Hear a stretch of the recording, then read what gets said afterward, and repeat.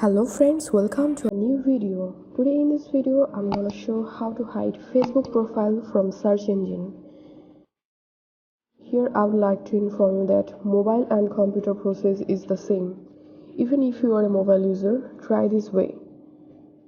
Then open settings and privacy. Then click on settings. Now click on privacy.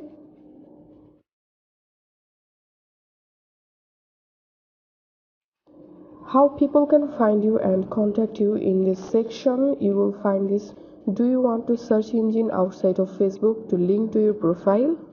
By default it is set to yes. We just need to make it no.